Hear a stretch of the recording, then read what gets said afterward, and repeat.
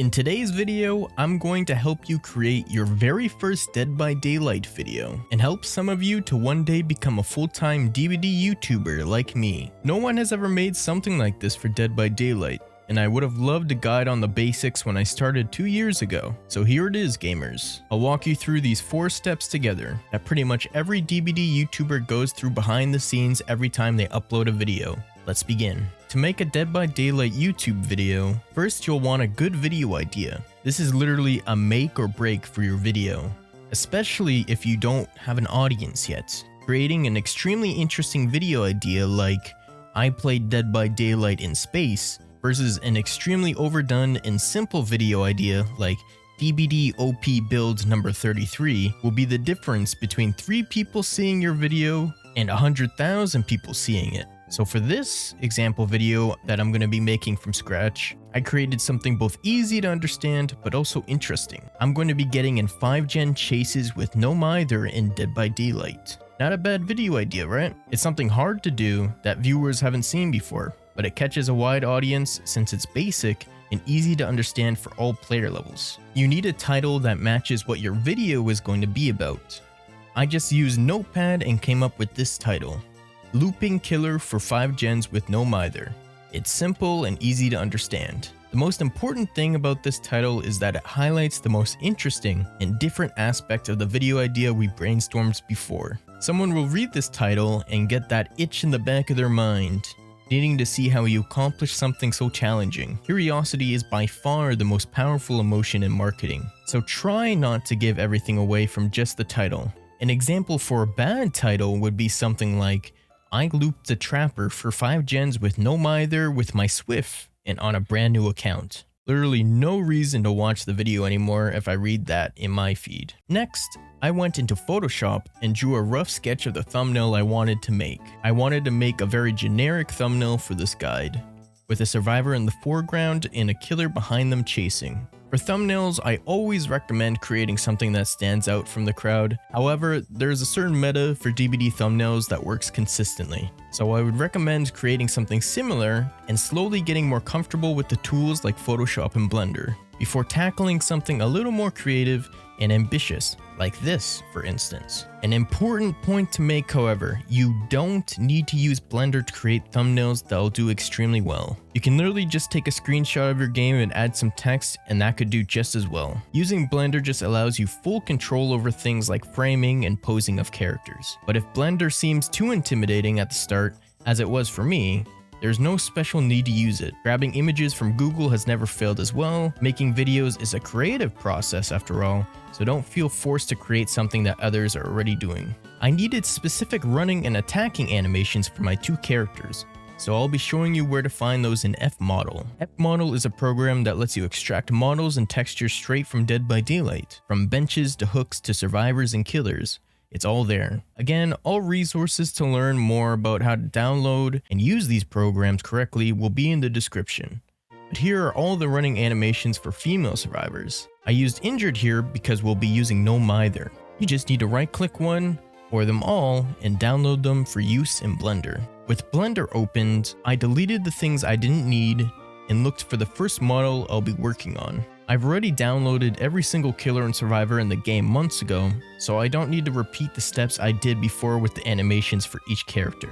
I added the torso, the head, his heart thing, and his right arm, which is considered his weapon. I merged all the bones together so that the mesh is connected together. Next, I found the animation of Nemesis attacking and applied it to the bones. And bam! Mr. Nemi is now punching the air. If you don't like the animation, you can go and fish for another one and download it and apply it to your character. The reason I do this for my simpler thumbnails is just mainly because I'm terrible at posing my characters in Blender. This makes 30 minutes of work take 30 seconds, which is nice. Another huge time saver is using a Blender add-on called UE Shader. You can join the DBD Blender Discord to download it and use it. See how Nemi is white in cringe? Well, once I linked my game file where all my extracted files were stored and pressed a single button, bam.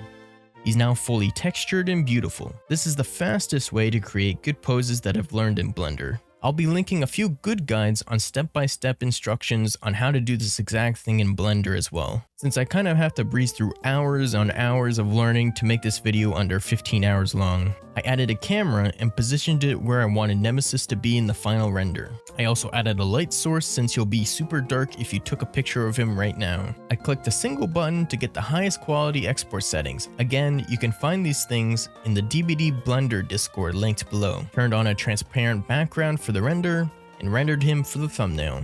Now it's time for the survivor. For this thumbnail, I decided to use a model of Fang Min. It's the same exact process as Nemesis before, just find the models you extracted from F-Model one by one, merge the bones, and attach them to the character. I applied an animation to the bones that I downloaded from F-Model earlier. And there we go, nice and fast. I wanted to show you a slower but higher quality way to put textures on your models. You can either use the single button click method or use this more hands-on one, depending on how much control you want for your render. I went into the shading tab at the top and searched for something called lazy DBD shaders. There are a bunch of custom-made shaders for things like survivors' hair to their skin, created by people in the DBD Blender Discord that you get to download and use for free. I like lazy shaders because it's simple and I'm terrible at Blender honestly and don't know what I'm doing. But you can look around and try out everything they have to offer and see what suits you best. Now all I had to do was find the 3 textures for her legs. It will usually only be 3 different textures, all in image format. Again, these are all things extracted from F-Model. I attached the 3 textures to the lazy shader, and now you're probably saying, what the hell? Why are her legs still black? Where are the textures? You just need to turn on the transparency and there we go. Her legs now have color. But if you take a closer look, her legs are all shiny and weird. To fix this, you'll just need to follow what the shader says. The ORM in normal connections say non-color. So on those 2 textures, we changed the color source from sRGB to non-color. And her legs now look like they do in game. I did the same exact process for the rest of her body, got a camera again, and got an angle I liked. A light source was added and I changed the render engine from Eevee to Cycles for the highest quality image. I rendered out Fang and downloaded it, and you've officially completed the part that I'm terrible at. I can't start to describe how little I'm going over in terms of Blender, so please, if you're as confused as I was, look at a proper professional guide on this specifically like I did. Next, I opened Photoshop and added my 2 characters to my canvas. These thumbnails usually have an extremely simple background of a map, so I found one off Google and added it. You can take a screenshot for a background of your game if you want a specific background that you can't find online. I added a Gaussian blur to the background to make the focus point stand out more in the thumbnail. Next, I added a hue and saturation layer, linked it to just the background image, and messed with the colors. You'll usually want to pick one of the primary colors for the backgrounds to stand out the most, that being things like green, blue, yellow, red, etc.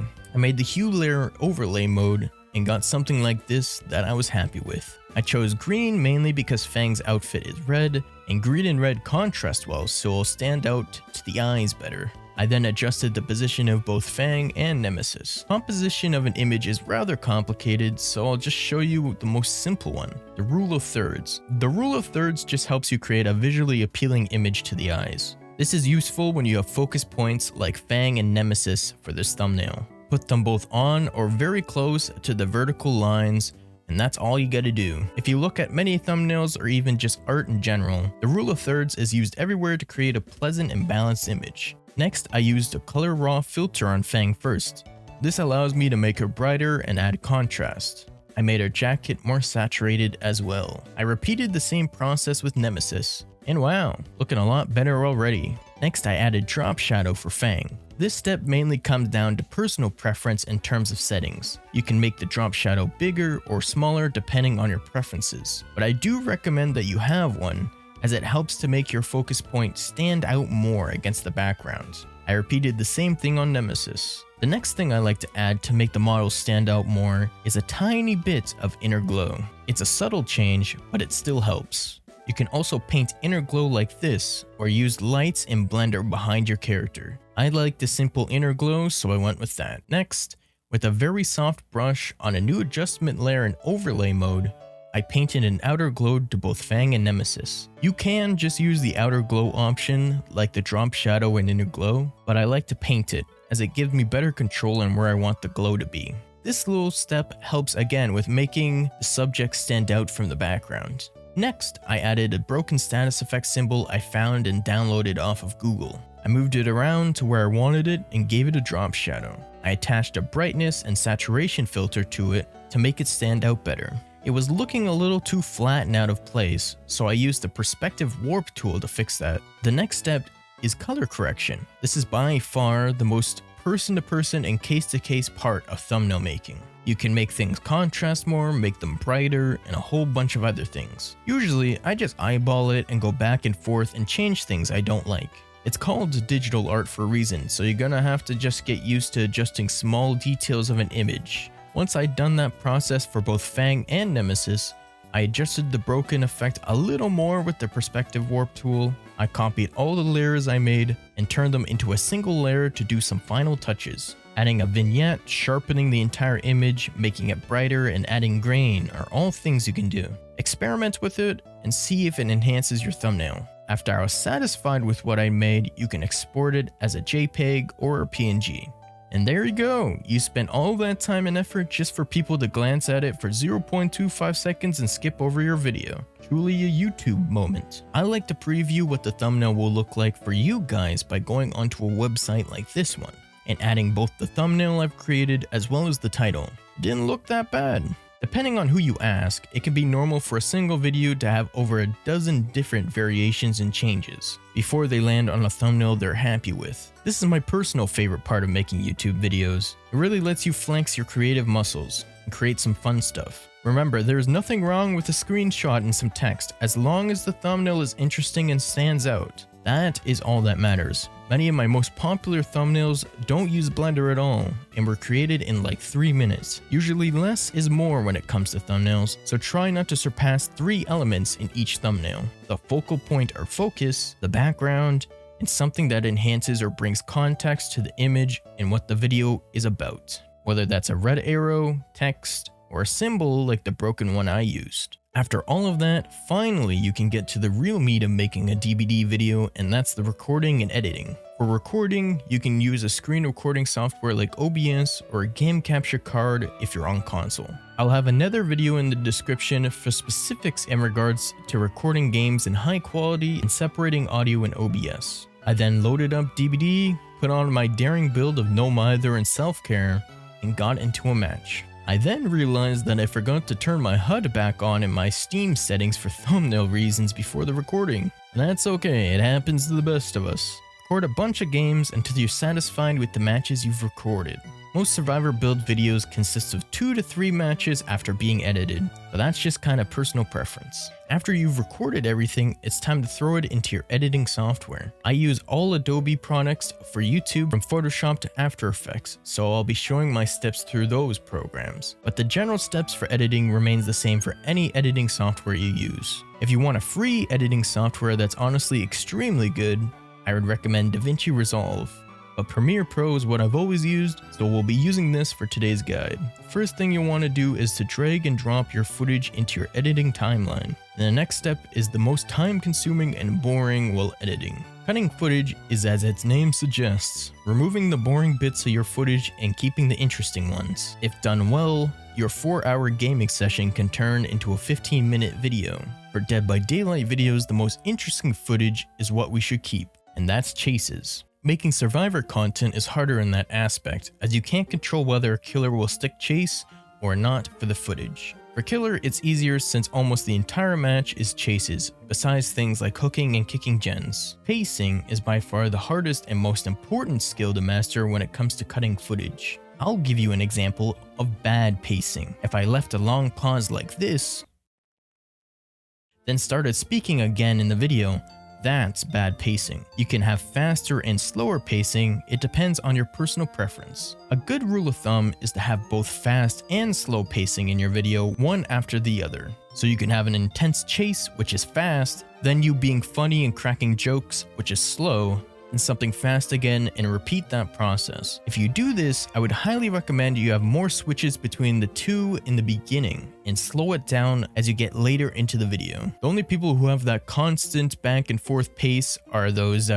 little kid YouTubers that like the 9-year-olds watch. So if you're not trying to go for that kind of feeling, don't do that. After I'd cut my footage to just chases and funny moments, removing any unneeded parts like getting carried to hooks or being silent on a gen, I went to the sequence and clicked close gap, instantly removing the spaces between each clip. Next, I did the zooms and follows, as I call them. I had this clip of me stunning this Legion with a pallet, and I wanted to zoom in on the Legion. So over in the video controls, I increased the scale and moved around the position to fit where I liked. And there we go, a very simple zoom in. I did it again with this clip. Same idea, just change the scale and position values over here until it's where you want it to be. Now follows use something a little trickier called keyframing.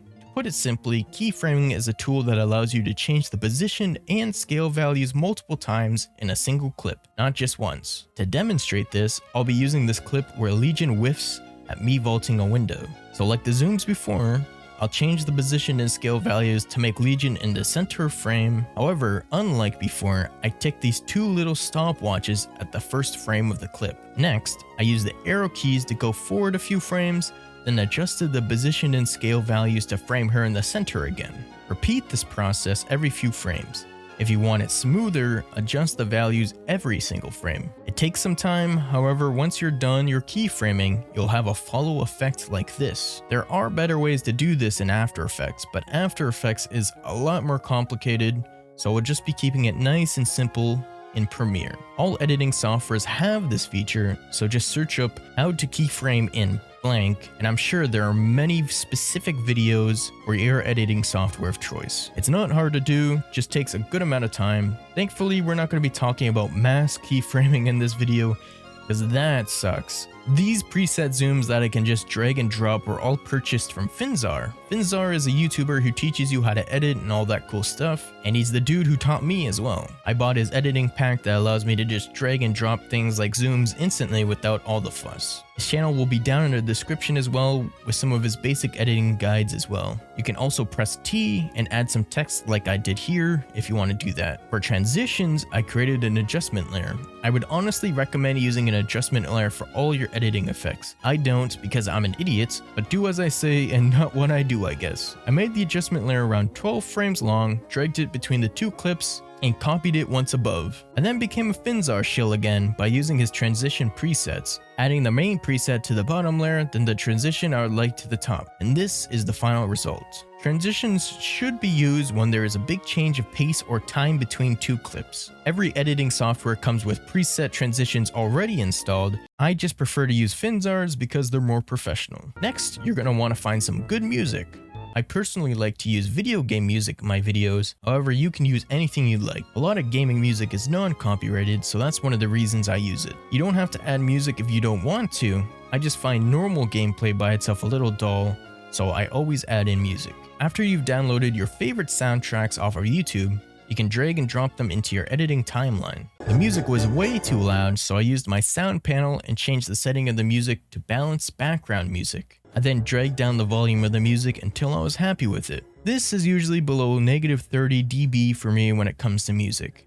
You can cut and move the music wherever you see fit. I've seen YouTubers who never stop with the music. I've seen some that stop for comedic effect. I've seen others that use music sparingly as a tool to create certain desired emotions like sadness. There isn't really a proper way to use music. Just make sure that it's not super loud so that viewers can't even hear what you're saying during the video.